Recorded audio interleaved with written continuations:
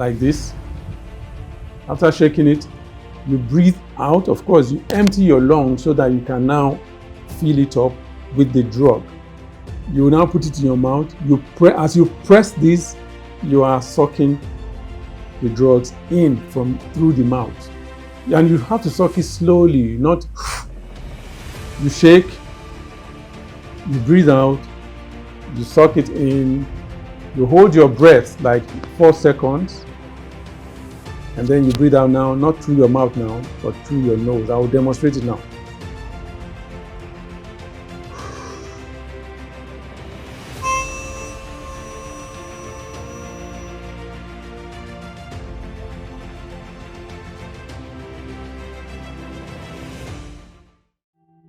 Now, welcome to another episode of our videos. I'm Dr. Ndubuisi Onuoha, the Chief Consultant Physician and Pulmonologist. I'm also a wellness practitioner. Today, I'm talking about bronchial asthma.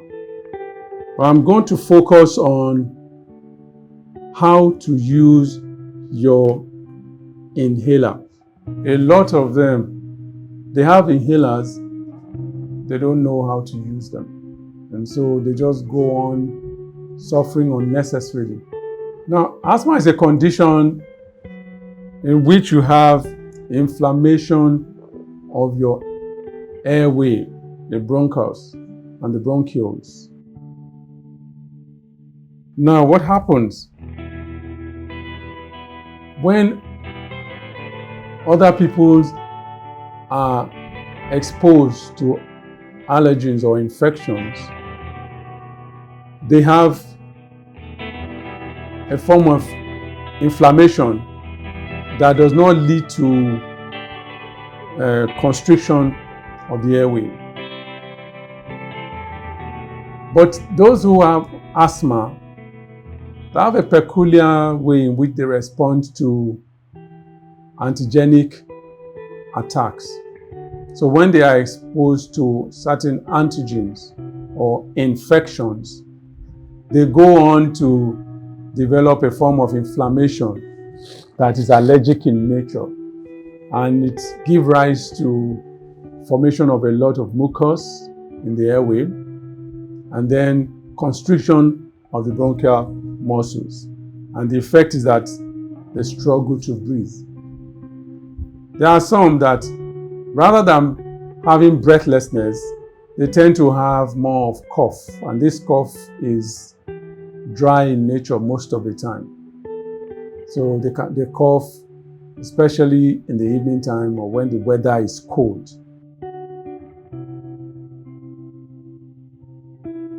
Now, what is in the treatment? I'm just talking on the medical solution. We give them 2 kinds of treatment. We have reliever medications, and then we have controller medication. The controller medications, they control the inflammation. They are usually steroids. Okay, but these steroids, instead of taking it systemically, taking it to enter, drinking it, and it's all over your body, going to places where they are not needed and causing unnecessary side effects in the general body. So they made them into a device that you can only deliver it to the airway where it's actually needed. So it doesn't relieve the attack. For example, when you are breathless and you start taking the controller medications, it will not stop the attack. That's not the function. There are quite a number of patients I've seen. They have the controller medications, but they don't use them. Why? Because, it failed their expectations. They had expected that once they started using these medications, that it was going to stop their attacks or their breathlessness. Okay? And usually they are more expensive than even the reliever medications. So in annoyance, they just abandon them, that costing so much and being so useless.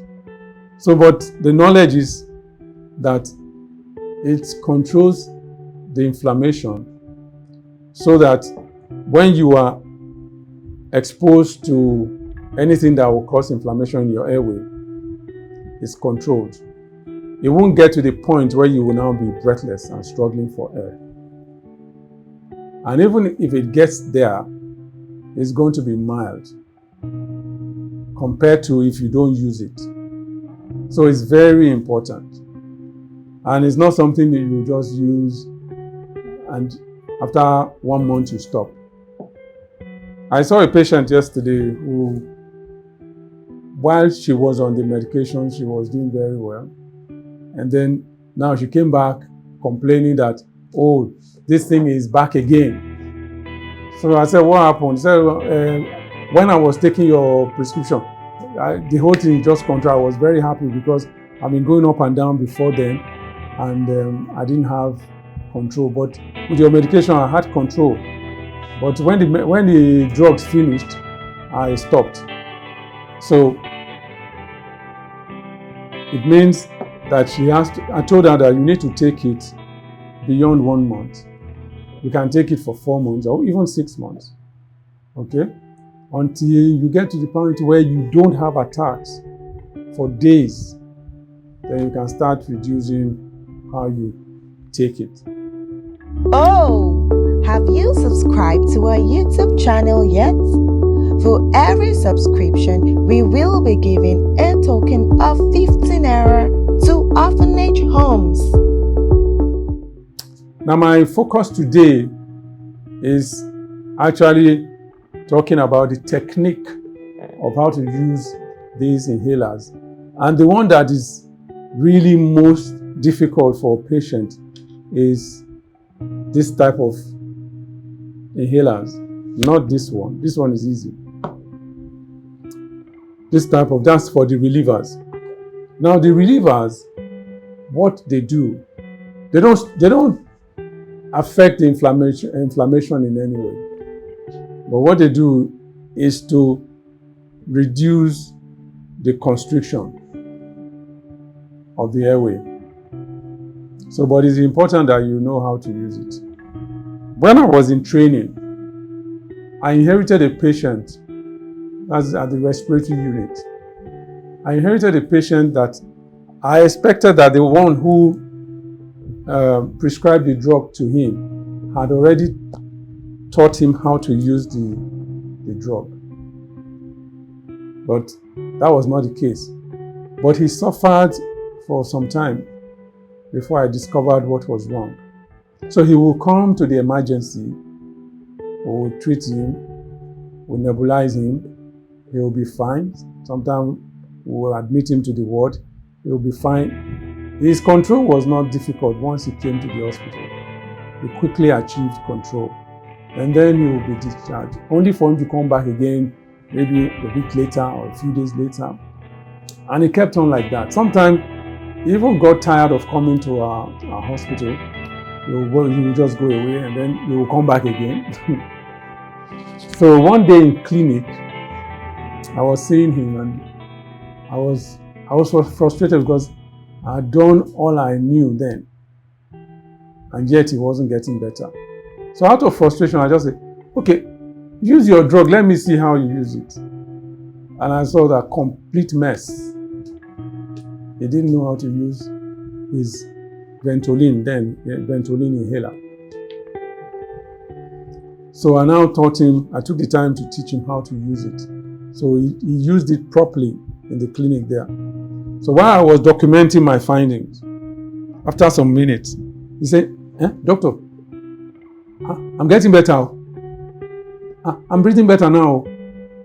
And that was it.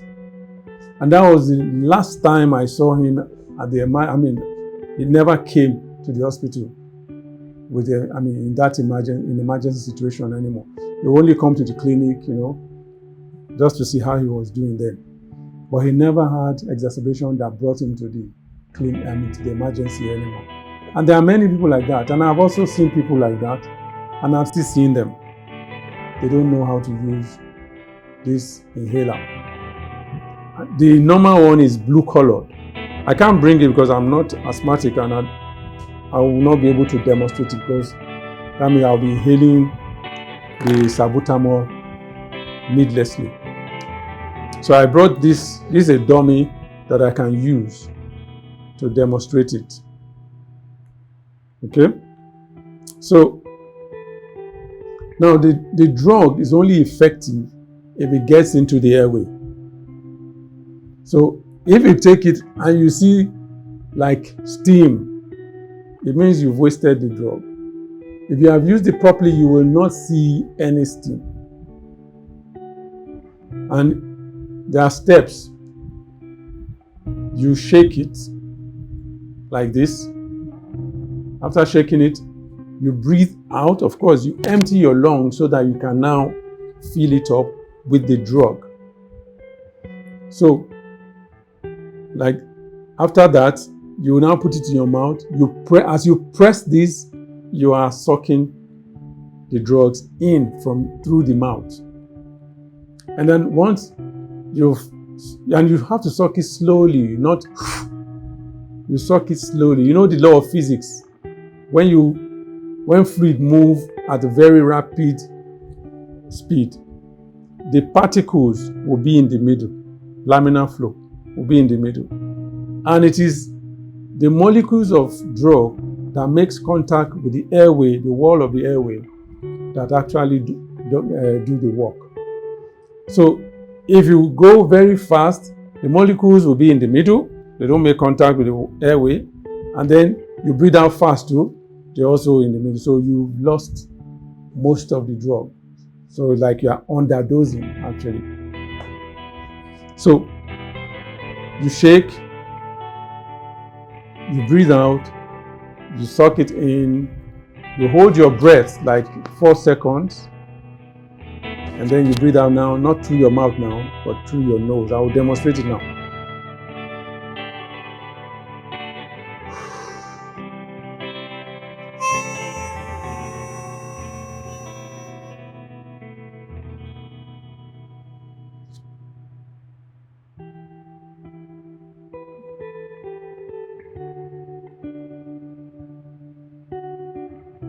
My hand is demonstrating that I was holding my breath, and at the point, doing this means I was breathing out through my nose. So it has to be slow, not like this. A lot of people do this. You press. That sound just to show the length of my breathing. Okay? And it's slow. If I breathe out, I'll be able to breathe in longer.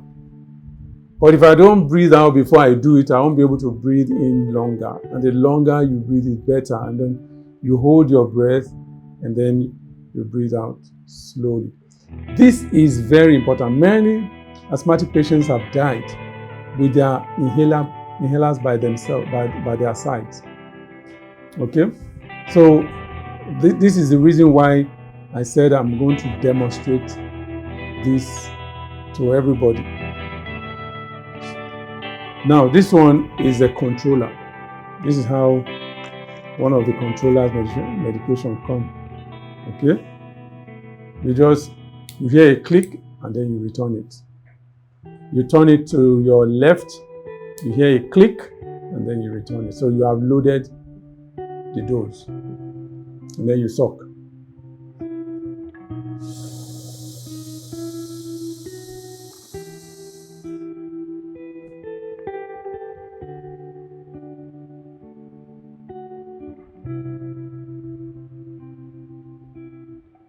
Now, because this is steroid, you have to wash your mouth and your throat. Gargle the water and pour it out. Okay? And you just do it once like that, you keep it.